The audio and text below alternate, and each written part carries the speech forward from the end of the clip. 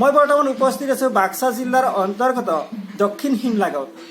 এইখন গাঁৱৰ এগৰাকী প্ৰতিভাৰ সৈতে মই আপোনালোকক চিনাকি কৰি দিবলৈ ওলাইছোঁ। তেখেত বহু বছৰ আগতে ভ্ৰাম্যমাণ থিয়েটাৰৰ চিত্ৰশিল্পী হিচাপে কাম কৰিছে আৰু বৰ্তমান দক্ষিণ শিমলা গাঁৱৰ সংগীত কানন আৰু সংগীত আৰ্ট স্কুলৰ তেখেত অধ্যক্ষ। মই তেখেতৰ লগত কথা পাতিম। তাৰ আগতে মই আপোনালোকক এটা কথা জনাই থওঁ যে যিসকলে মোৰ এই channel CMC music and drama এতিয়ালৈকে ছাবস্ক্ৰাইব কৰা নাই তেওঁলোকে ছাবস্ক্ৰাইব কৰক, লগতে লাইক, কমেণ্ট আৰু শ্বেয়াৰ। এয়া মই চিনাকি কৰাই দিছোঁ আমাৰ মাজৰ অতিকে মৰমৰ চিনাকি শিল্পী যোগেন দাসদেৱক। নমস্কাৰ। আৰু তেখেতৰ কাষত তেখেতৰ নিকটৱৰ্তী এগৰাকী ছোৱালী জুলি দৈমাৰী। মই প্ৰথম যোগেন দাসদেৱৰ লগত কথা পাতিব বিচাৰিম। তেখেতে আৰ্টৰ লগত লগতে সংগীতৰ লগত এই দুইটা বিভাগ একেদৰে কি ধৰণে চলাই আছে সেই বিষয়ে অলপ। নমস্কাৰ, মোৰ নাম শ্ৰী যোগেন দাস। মই দুখন অনুষ্ঠান একেলগে চলাই আছোঁ। এখন হ'ল সাধনা সংগীত কানন আচ্ছা, আৰু আন এখন হ'ল সাধনা আৰ্ট স্কুল।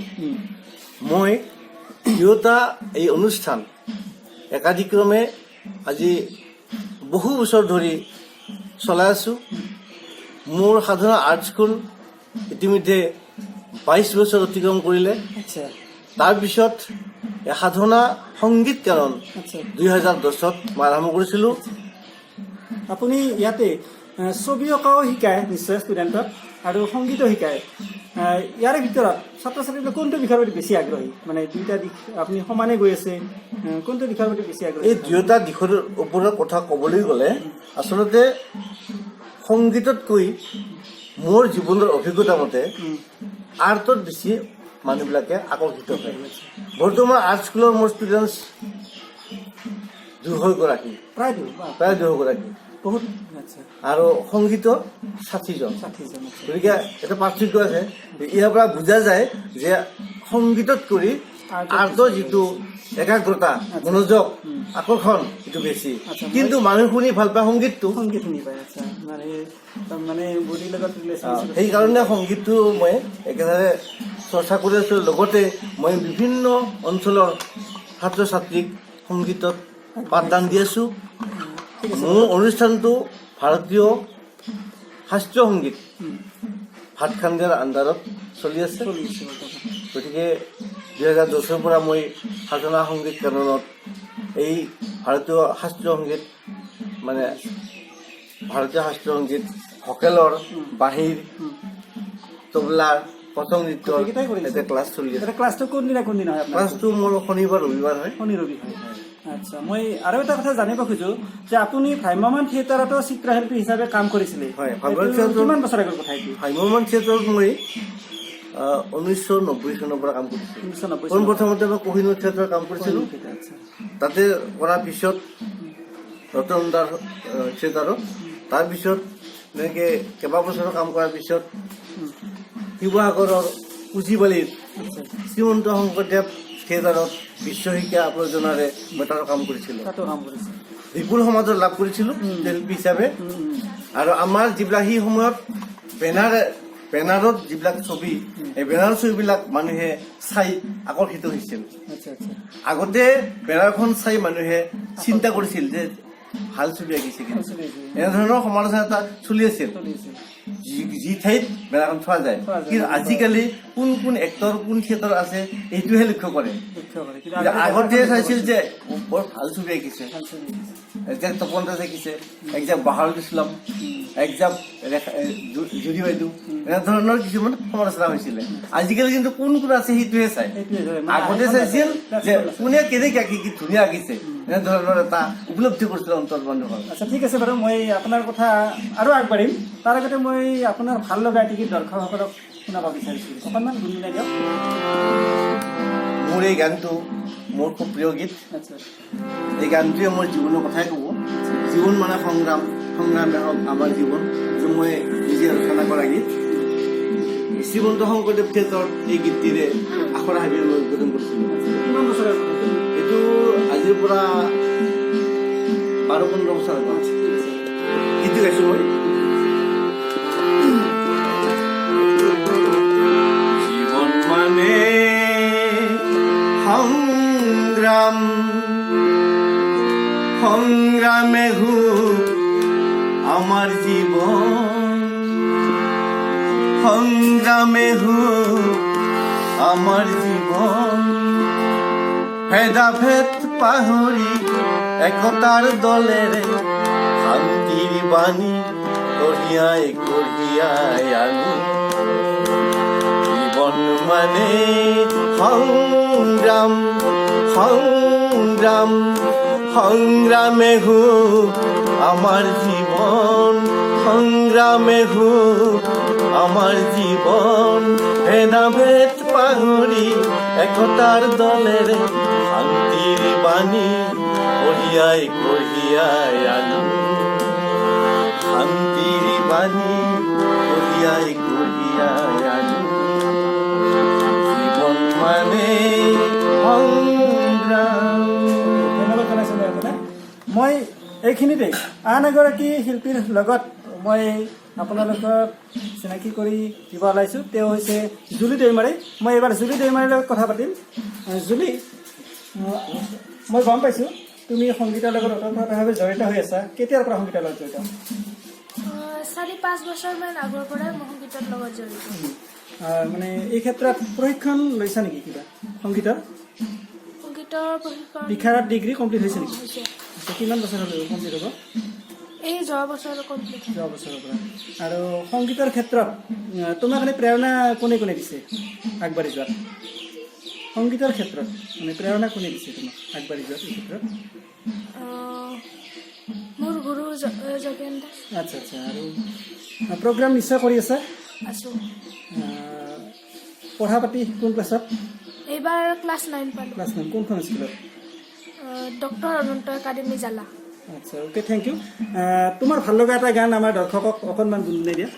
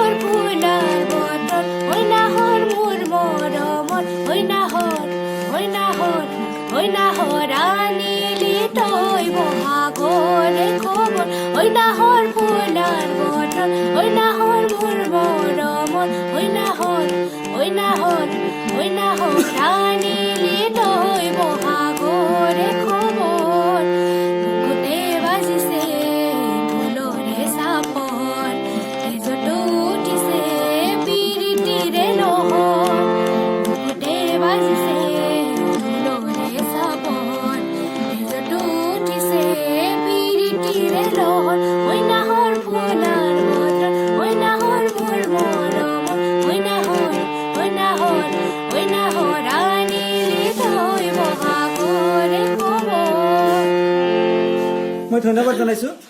মই আকৌ যোগেন দাস দেৱৰ লগত দুআষাৰ কথা পাতিব বিচাৰিম।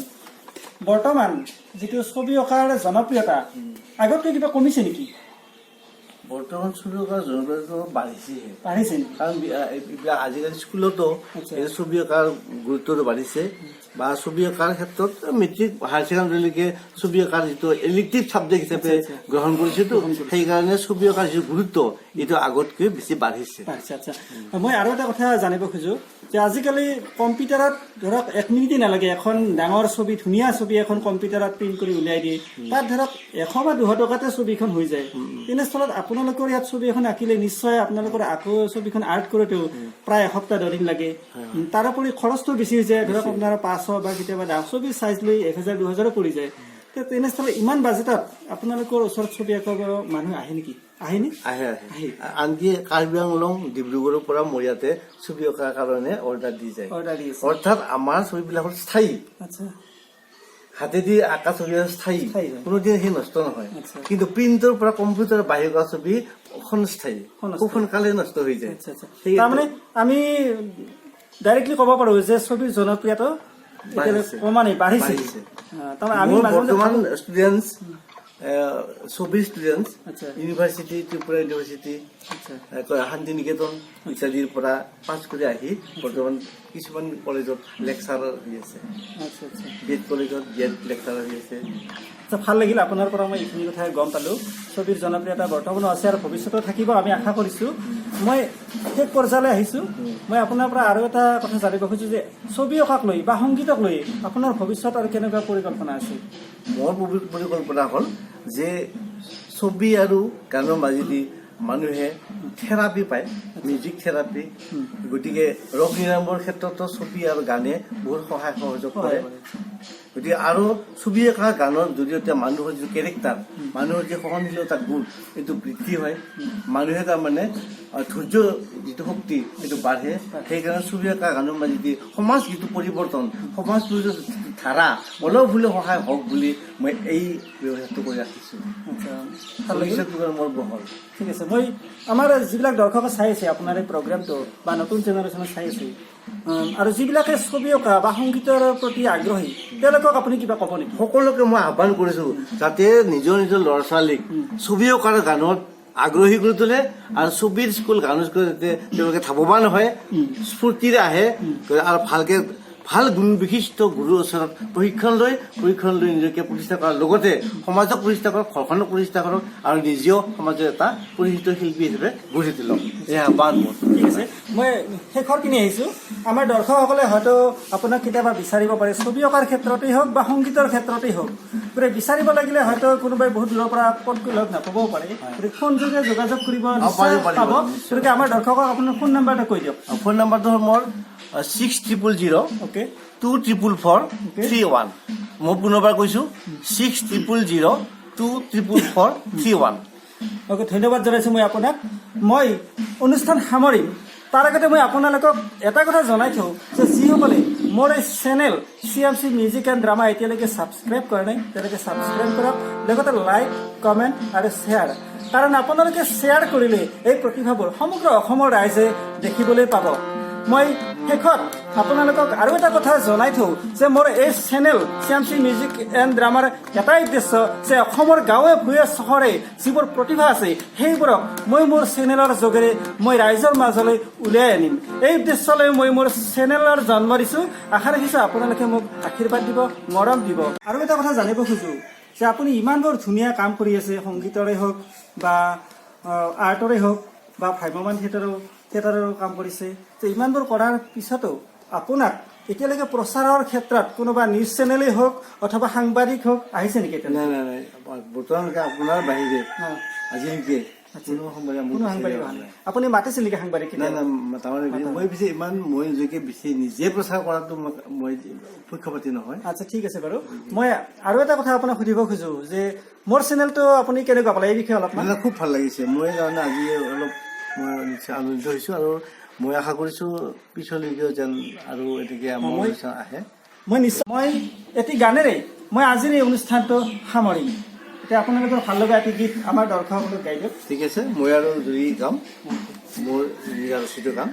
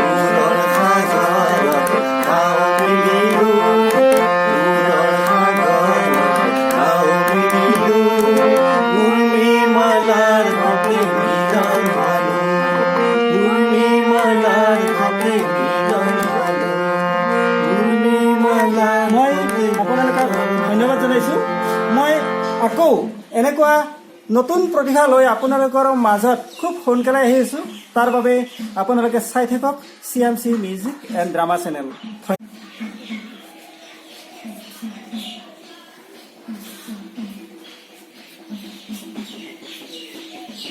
ওইখানে